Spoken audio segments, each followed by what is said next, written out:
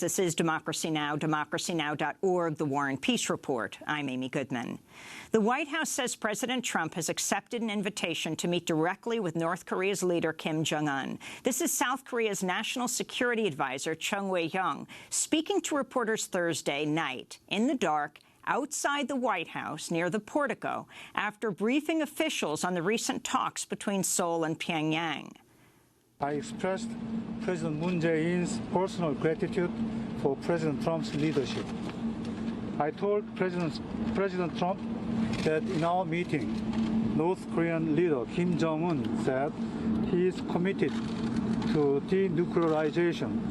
Kim pledged that North Korea will refrain from any further nuclear or missile tests.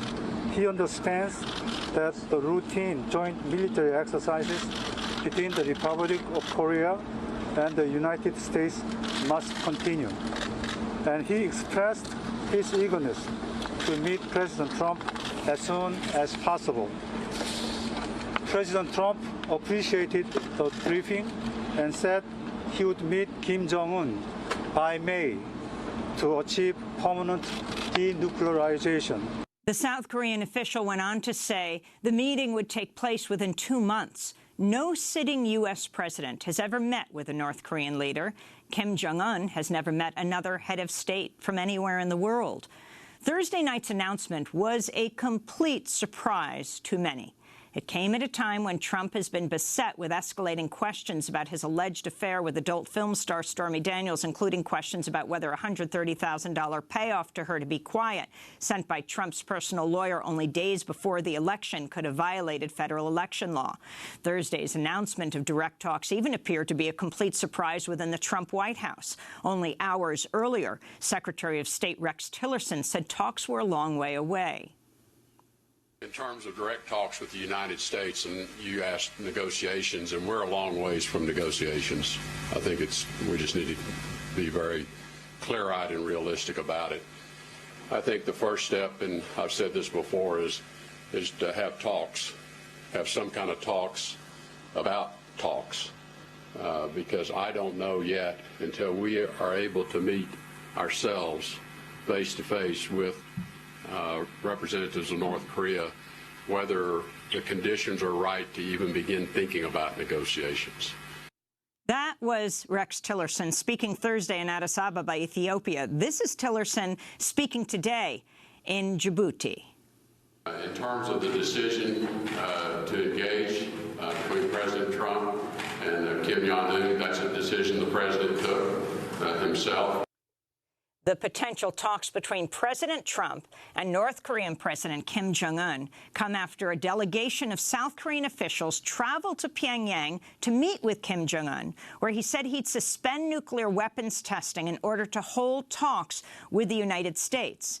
In an op-ed for the New York Times, Victor Cha, former National Security Council Director for Asia, wrote, while the unpredictability of a meeting between these two unconventional leaders provides unique opportunities to end the decades-old conflict, its failure could also push the two countries to the brink of war. Victor Cha had been under consideration for U.S. ambassador to South Korea until the Trump administration dropped him when Cha criticized the idea of a preemptive strike on North Korea. For more, we go to Washington, D.C. to speak with Tim Shura, correspondent for The Nation and the Korea Center for Investigative Journalism in Seoul. Tim, welcome back to Democracy Now! What did you think when you heard this announcement last night? Thank you. I was frankly elated, and I was kind of expecting this. And I want to take a moment here of personal privilege to say I've been on this show for 10 years talking about the need for the United States to talk directly to North Korea to resolve this crisis and bring an end to the Korean War. And I feel very vindicated today that this has happened. Against the wishes of the media, the think tanks here who've been down on this idea and who have criticized it and are still criticizing it as we speak. They cannot deal with the fact that the two Koreas have come to an agreement to reach a peace accord in the Koreas and end this state of war between the United States and North Korea. And I think it's a very, very important day, and we should be very gratified for the work of President Moon Jae-in.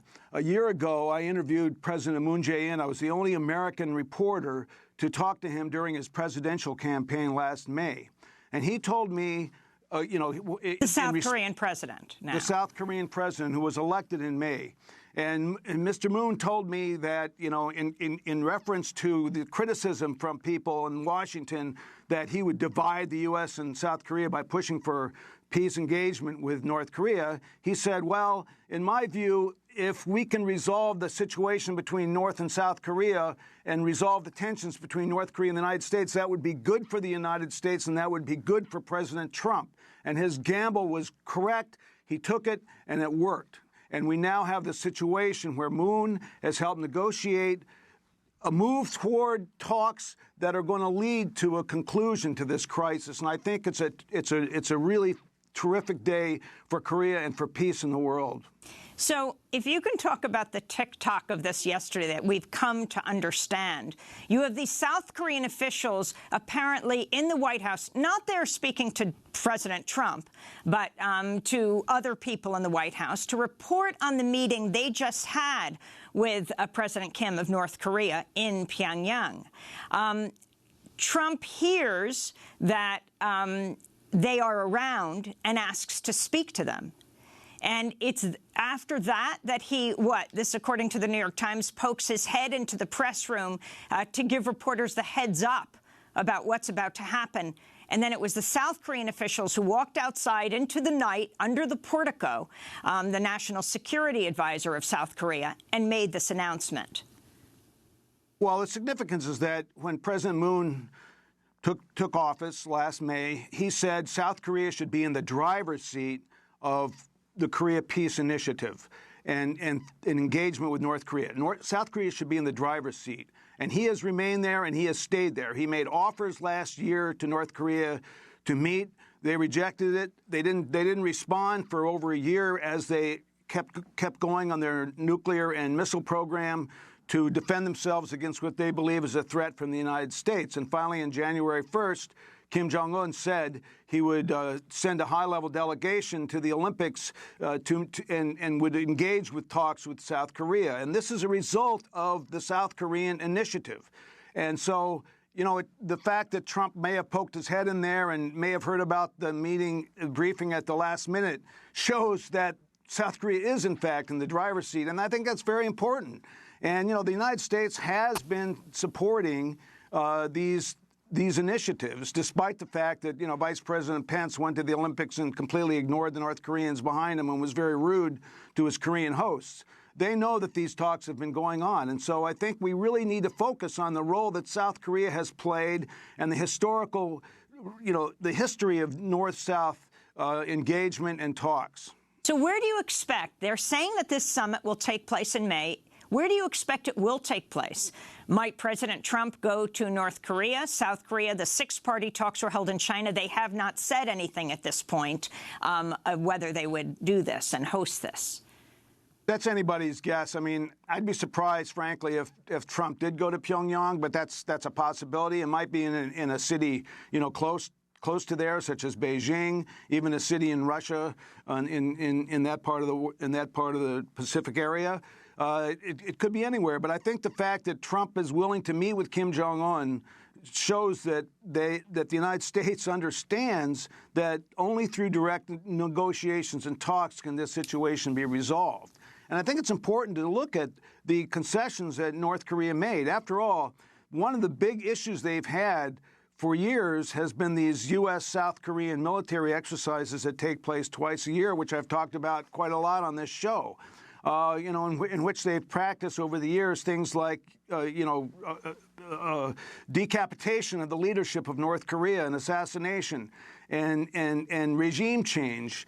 Well, North Korea agreed to these talks and said they would suspend their nuclear tests and their missile tests while any talks went forward, but they will also not object to U.S. South Korean military exercises if they were scaled down. And in fact, they've been scaled down. There's a story this morning in the South Korean press that the U.S. aircraft carriers and submarines that normally take part in these exercises that are going to begin in late March will not take part. And so I think there's been, over the last few months and weeks, there actually has been behind the scenes talks between the United States and North Korea and on the sort of the terms of this agreement. And they've been in very close touch with Moon Jae-in and his government.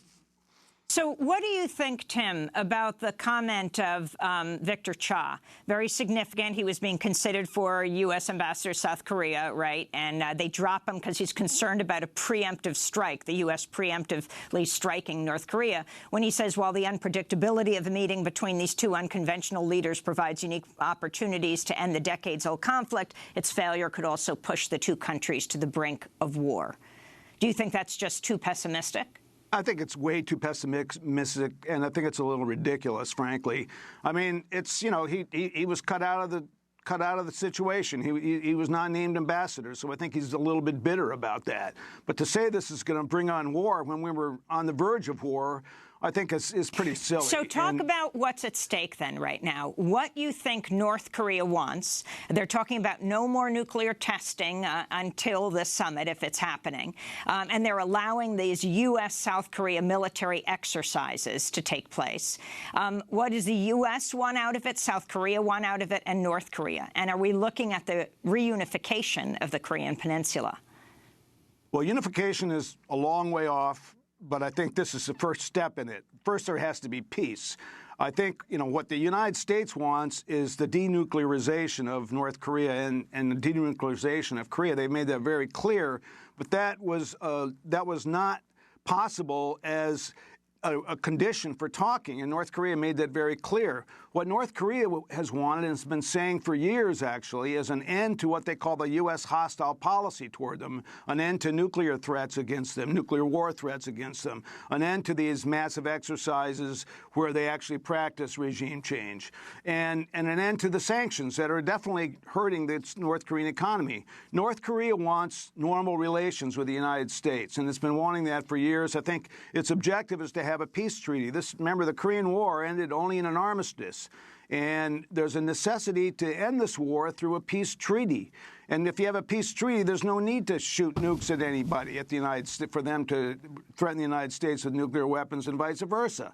So I think North Korea wants peace so it can do something economically for its people. The United States wants denuclearization, and I think South Korea obviously wants peace and wants to move toward a more further engagement and going back to the policies of Kim Dae-jung in the past, of the Sunshine policies when there was cultural and sports and intellectual academic exchanges, and they built strong ties between North and South Korea during that time, during that Sunshine era. Tim, is it too cynical to say, look at what happened with DACA, with President Trump's complete reversal? Look at what happened just on gun control, where he was suggesting the most comprehensive gun control legislation, then completely reversed. Is it too cynical to say right now the news cycle was completely dominated by this hush money paid to a woman, Stormy Daniels, who alleges that Trump had an affair with her and they wanted to silence her right before the election, and the money paid to her is clear. What Trump's involvement is, we'll see. That he wanted to stop this news cycle. It was enveloping everything. Of course, this stops it. It is stunning. It is historic. But that he will then just simply reverse. Well, Trump is totally unpredictable. That's for sure. But no, I think it is too cynical to say that. Yes, I think, these negotiations have been going on for weeks now. I mean, Kim Jong-un made his overture on January 1. Moon Jae-in accepted almost immediately, and talks began right after that. The North sent the highest delegation ever to go to South Korea since the Korean War during the Pyeongchang Olympics. And they met and discussed for hours the possibilities of negotiation, the possibilities of moving forward on engagement. And so, the timing is just coincidental that it happens to coincide with this, other scandal that's hitting Trump. I think that this has been going on for weeks, and this is the fruition of it. They met in Pyongyang, and they had this totally unprecedented meeting at the Workers' Party headquarters in North Korea. No South Korean had ever gone there, and no leaders of South Korea had ever been invited there. And they'd met with Kim Jong-un and his highest-ranking leaders, and they had long discussions, and they came back, and you know, Moon said, before anything happens, we're going to come brief the United States, and they carried this letter apparently from Kim Jong-un to Trump inviting him to meet. And you know, that's what happened. I think, you know, that whatever happened in happening with Trump is just a coincidence. Do you think next December 10th we may see North Korean leader Kim Jong-un, President Donald Trump, and President Moon receiving the Nobel Peace Prize in Oslo, Norway? I certainly think President Moon would deserve it. That's for sure. Well, we'll continue to cover this, of course. This is a historic development. Tim Shurock, thanks so much for being with us. Investigative journalist based in Washington, D.C. His book, Spies for Hire, The Secret World of Outsourced Intelligence, grew up in Tokyo and Seoul and has been writing about the U.S. role in Korea since the 70s, a correspondent for The Nation and the Korea Center for Investigative Journalism in Seoul. This is Democracy Now! When we come back, the EPA chief, Scott Pruitt, has announced he's rolling back regulations on coal ash, the chemicals around the coal plants in this country, as a new government report comes out that talks about mercury and arsenic and lead contamination around these plants. We'll go to Alabama and to Puerto Rico to find out the latest. Stay with us.